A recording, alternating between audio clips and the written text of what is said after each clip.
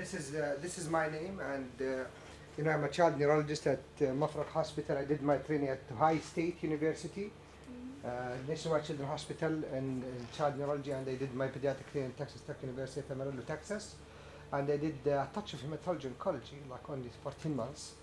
Then I moved to child neurology. We're going to talk today about cerebral palsy. The first thing we're going to start with is what is cerebral palsy. In 2005, a committee of the American Academy of Cerebral Palsy and Developmental Medicine, AACP-DME, led by Peter Rosenbaum, defined CP as a group of disorder, so it is not one entity, of the development of movement and posture, causing activity limitation that are attributed to non-progressive disturbances that occurred in the developing fetal or infant brain, right? So it is non-progressive. This is why I underline it. If it is getting progressively worse, it is not CP. The motor disorders of cerebral palsy are often accompanied by disturbances of sensation, cognition, communication, perception, and or behavior and or seizure disorder. So cerebral palsy, you can diagnose the patient with cerebral palsy, but you need to look at what else he has. We are dealing with the consequences of cerebral palsy. Okay, next please. And in the 6th edition of the International Classification of Diseases Handbook, there are over 50 different classifications of CP. The incidence of CP is considered to be 2 to 2.5 per 1,000 live births, and the diagnosis usually involves waiting for the definite and permanent appearance of specific motor problems. So don't diagnose CP by 4 months of age or 3 months of age. Okay. Why? Anyone know why? Because the main output from the brain is mainly inhibitory for the first 6 months.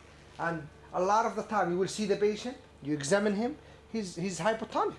Even though you look at the MRI, he has severe hypoxic ischemic encephalopathy, but because the main output is inhibitory, you need just to keep following up them, and by the 1 year old, you will find a lot of spasticity and the signs of hypertonia will appear.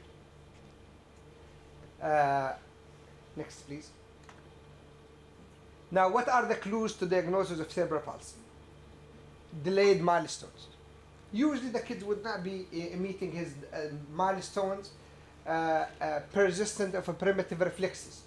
What are the primitive reflexes? You guys know? Moro, asymmetric tonic neck reflex, sucking reflex, grasp reflex, rotting reflex, starter reflex, and failure to develop protective reflexes such as parachute response or asymmetric movement. We love asymmetry in neurology. People who are symmetrical are not really exciting for us.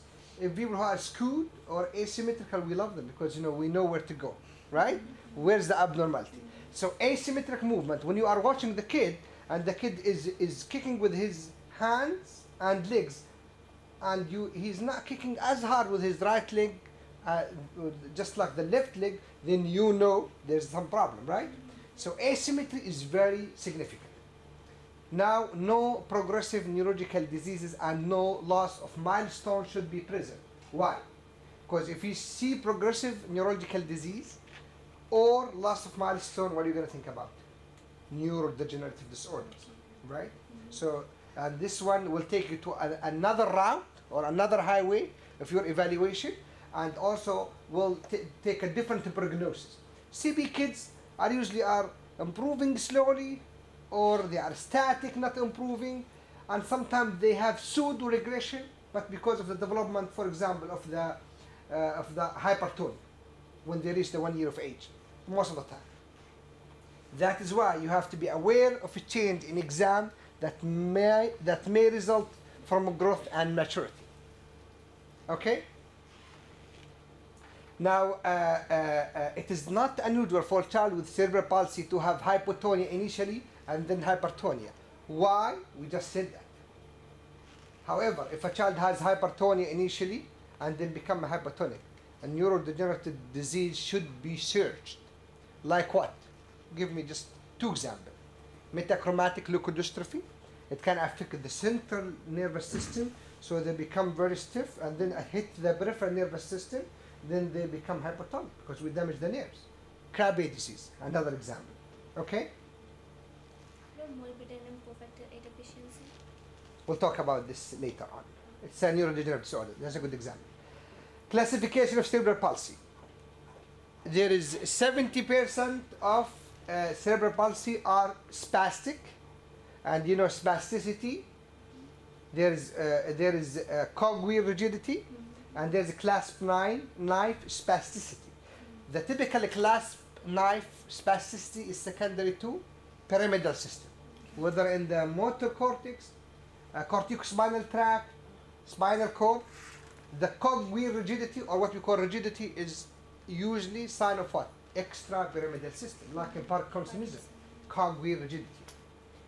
Now, what is the spastic cerebral palsy? You divide them in bilateral spasticity, unilateral, and bilateral is the most common spastic diplegia. Why? Because of prematurity. That's a lot of the time a question. The commonest is spastic diplegia. Why? It is more prevalent in premature because of what? PVL, periventricular leukomalacia, right? And where is the legs reside? In the paracentral area, right? This is where the motor cortex, if you look at the homunculus, the legs will be hanging in the medial side, right? So that's why a lot of the time you get hit in that area. Spastic quadriplegia is the more severe form. Usually we see it in the hypoxic ischemic encephalopathy. Unilateral spasticity, spastic hemiplegia, a stroke. Most common in this form is the seizure.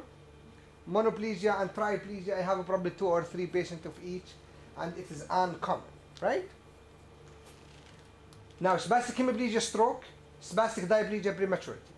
Now, the extrapyramidal or dyskinetic cerebral palsy is 10 to 15%. And it can show up like bradykinesia, which is what? Slow movement, okay? Dystonia, abnormal sustained posture, right? Choreoathetosis, what is chorea? Rapid jerky movement. Athetosis, slow riding movement. And hemipalismus, abnormal flailing movement of one side of the body. Now, choreoathetosis, the most common cause for choreoathetotic disorder is kernicterus. It does not happen as much nowadays because we treat them with phototherapy, exchange transfusion, so we don't reach to that level. Now there's the hypotonic, there's ataxic, and there's mixed form.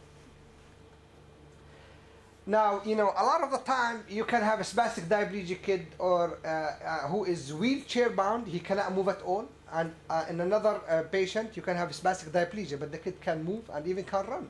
How can I classify them?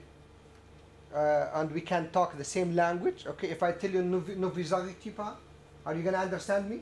Because, you know, we are not speaking the common language, right? That's the same way they developed the gross motor function classification system.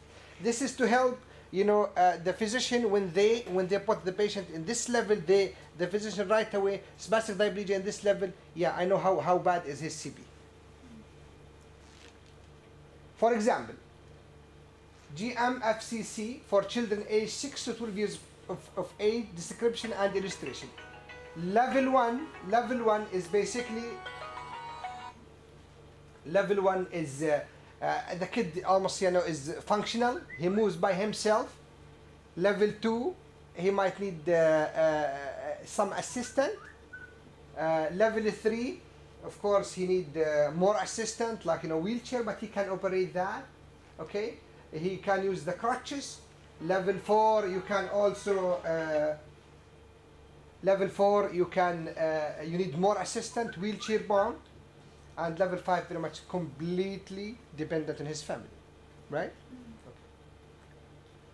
Causes of cerebral palsy. What is the commonest cause of cerebral palsy? Prenatal cause, 75 to 80%. And 75 to 80%. These are areas I highlighted. There are common questions for you guys. congenital abnormality, whether it's the first trimester or is it in the second trimester, in the first trimester genetic, chromosomal, brain malformation, second or third trimester, intra-infection, intrauterine infection, problems in fetal or placental function.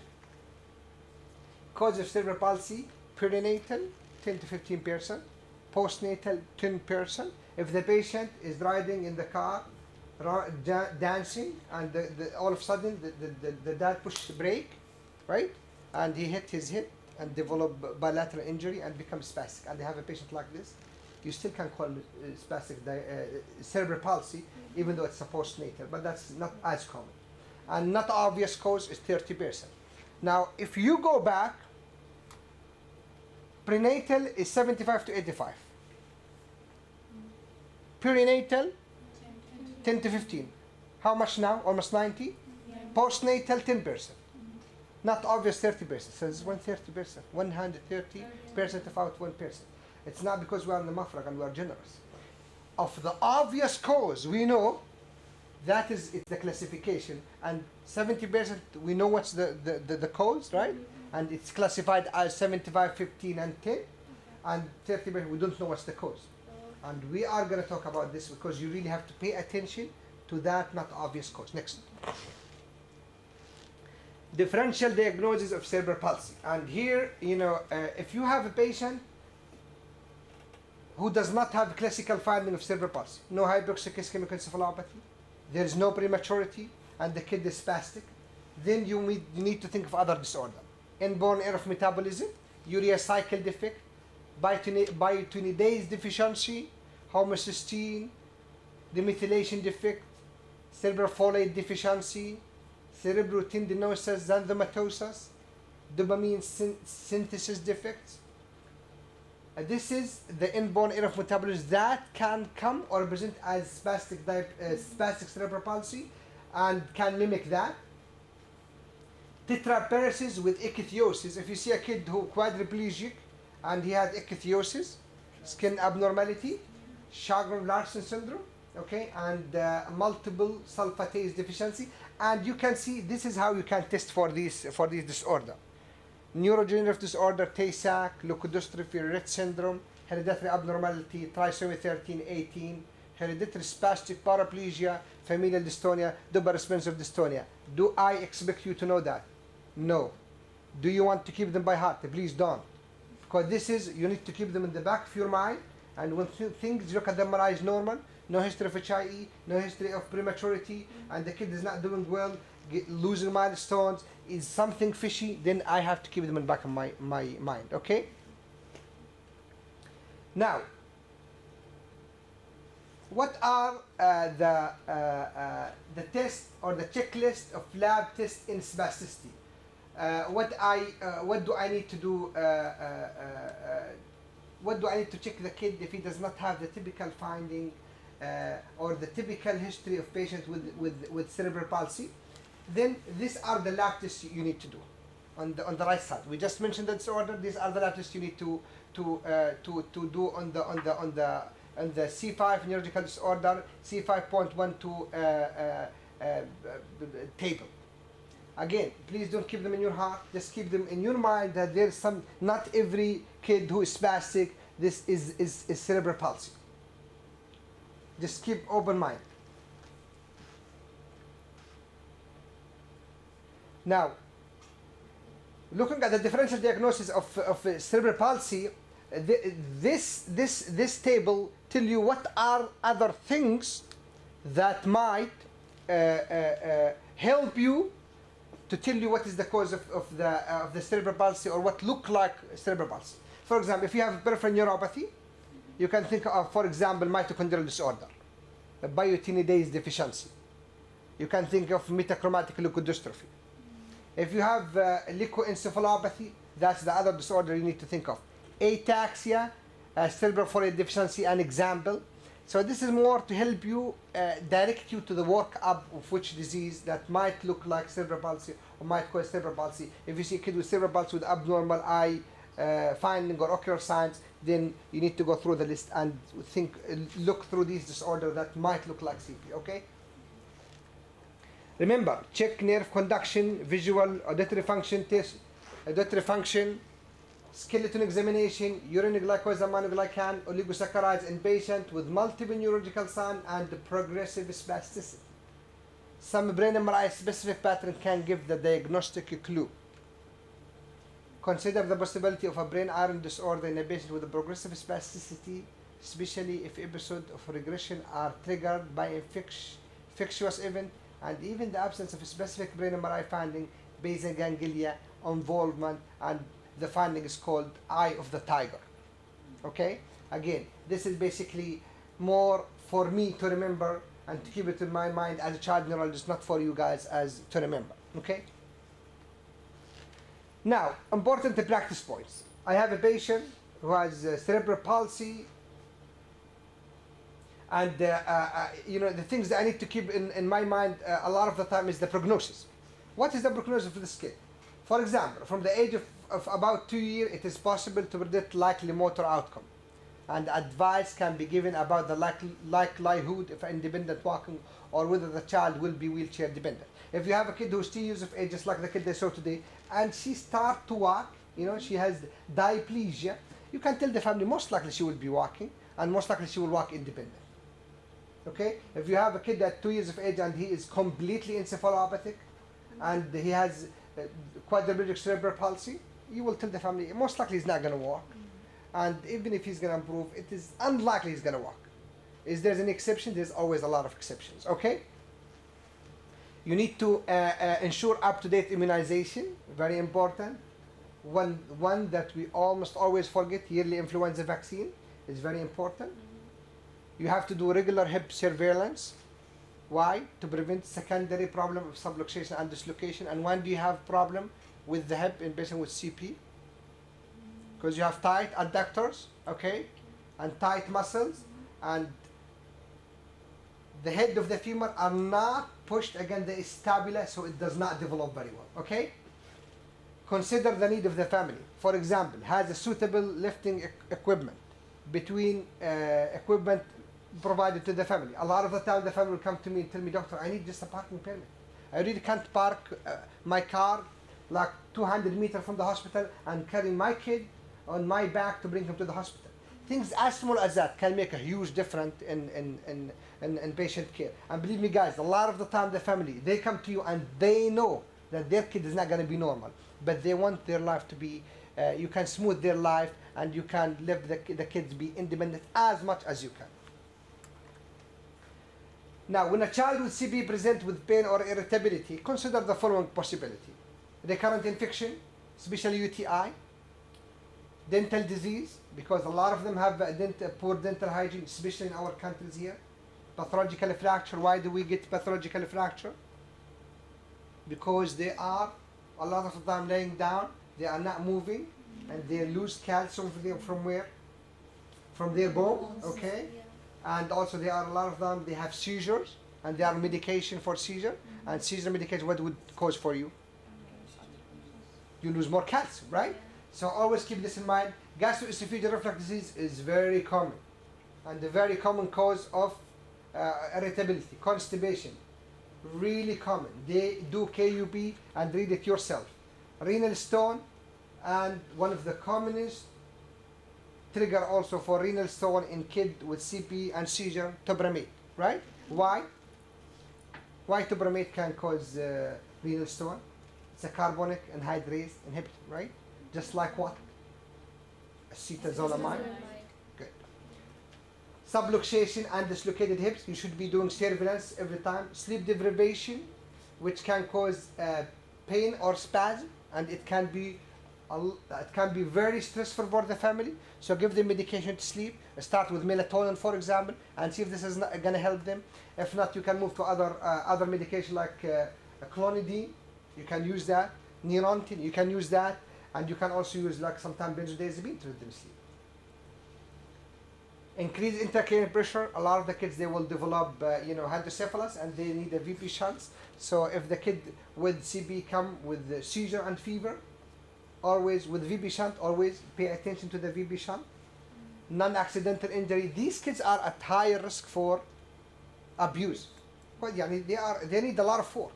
and not everybody is patient, and not everybody has the capacity to to deal with these kids. So they can get mad and they can abuse them. We have seen disasters in the Western country. Changes in home environment, school, or family that might be impacting on well-being also can cause a problem for the kids. And remember, the normal kids, when you are at a high stress situation in your life as a parent, you tend to ignore them. Sometimes you need to take care of other things. These kids, they tend to be ignored more. Sometimes they forget to give them the medication. Sometimes they are in baclofen, they tend to stop giving them the baclofen because they forget about it, they are very busy, and the kid comes with severe spasm and pain. Now, how can I manage the consequences of the motor disorders? The main problem is with me is spasticity. How can I treat spasticity? You can use benzodiazepines. You can use baclofen as oral medications for that. And sometimes you can use tizanidine for spasticity. That's very helpful to relax the muscles. A lot of the time, if it does not work, and if you have less than 4 large group of muscles, you can use what? Botox or botulinum toxin. What is the mechanism of action of Botox? Who's the other one interested in neurology? Yeah. Presynaptic release of acetylcholine, right? Block the presynaptic release of acetylcholine, right? And if the patient the kid is like more than 3 or 4 years of age, he is spastic all over, he's not responding to medication, or the medication are causing him a lot of trouble, what can we use for him? Baclofen pump, right? And it can be very, very helpful, okay? Now, drooling can be improved with medication. Like what? Anticholinergic. Ropinol, right? Glycopyrrolate, the same medication. You can also do what for them? You can give them Botox in their parotid gland. So this gland will dry, the parotid gland will dry, and the other gland will take over. So that will help a lot. Incontinence, a lot of the time, you need to make sure they are not over impacted, okay? And they are moving regular bowel movement. And if they have, that will a lot of the time help with incontinence, whether it's a bowel or bladder. The trouser overactivity may cause urgency or frequency. We can give them medication, again anticholinergic medication. Detropan can be very helpful for this. Undescended testes usually require fixation by surgeon. The thing that you really need to pay attention, you might examine the kid at birth, and the kid is not hypertonic, the testes are normal. When they grow up, they go up. So you need to keep examining these kids, okay? Orthopedic problem. Surgery is mainly undertaken on the lower limb, but is occasionally helpful for the upper limbs, okay? And usually we like to do the surgery when the kids are almost around puberty. Why? Because a lot of the time the kid, they will do tendon lengthening procedure, they stand up nicely, and 2-3 years later they develop contraction again. So you give them Botox, aggressive physical therapy, until they get as close to puberty as possible. That will help a lot, to cut down the number of surgery, and also cut down the number of complications, and tend to be more of definitive treatment. Physiotherapy, extremely important. I just had a patient today. You cannot believe that she has spastic diplegia. She has a full range of movement because they have aggressive physical therapy. Okay? We talked about the hips.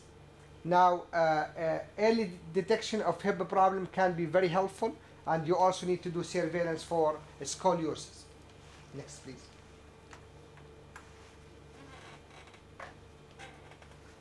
Scoliosis, sometimes you need to give them, to do surgery for them. I usually refer them to orthopedic surgeon who knows how to deal with scoliosis. Spasticity, we already talked about it. And just to highlight that, in addition to the oral medication or the botulinum toxin, baclofen pump, selective dorsal rhizotomy can be done. And nowadays, they can go into the gastrocnemi bilaterally here. in the muscles, and they can open it and they can denervate half of the muscle, and that can be very helpful for toe walking. Okay, next. What kind of cerebral palsy is the first one? Diplegia, right?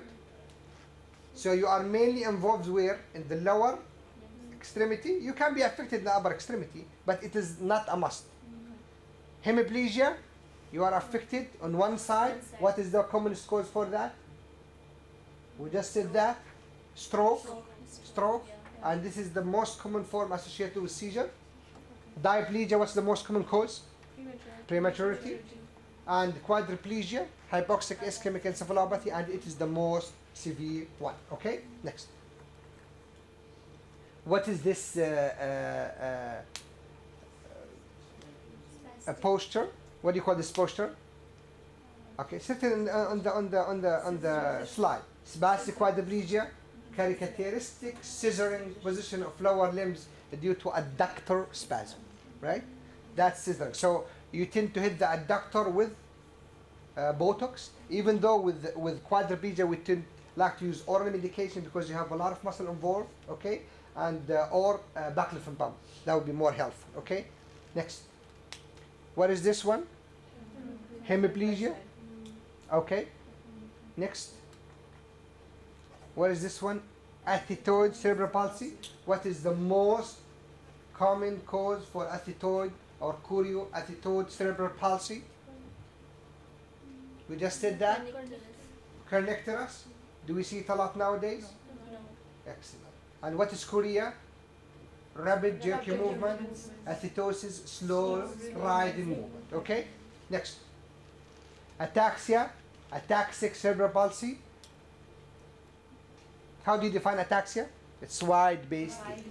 Just wide-based gait. Regardless what is the cause, it's wide-based gait is what you call ataxia. Okay? Next. Diplegia, we talked about that. And one thing, remember, see, in the quadriplegia, you have scissoring, right? Because the adductor are hit very bad. But in the diplegia, even though the lower extremity are involved, you don't have much of adductor spasm. Next. Now, again, we said the cerebral palsy is not the end of your problem. You need to do a lot more surveillance. You have to send them for the eye doctor to see how they are doing with their vision. You need to send them for hearing. Okay? You send them for language, if they need speech therapy, for speech therapy. And sometimes you assist their cognition if they need to. And some of the kids with diplegia are very smart, or kids with cerebral palsy, and some of them are mentally retarded. So you need to be aware of the overall status of the patient. Next. Treatment for cerebral palsy. Is there a cure? No cure. Physical therapy, occupational therapy is very important. Braces, mobility tools, extremely important. Benzodiazepine for decreasing spasticity. Baclofen pump, teeth constipation, healthy diet, Botox injection.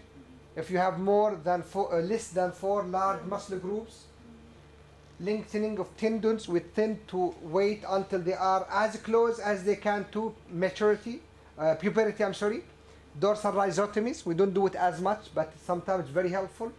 And epilepsy, almost you can have children, so you need to be carefully treating the epilepsy and educating the patient about that. What is the general prognosis for cerebral palsy? Mixed spastic and extrapyramidal cerebral palsy almost never resolve. Spastic hemiplegia almost walk by 2 years. Spastic diplegia more than 50% walk by age of 3 years. Spastic quadriplegia 33% walk by the age of 3 years. Conclusion: cerebral palsy is a diagnosis of pattern recognition.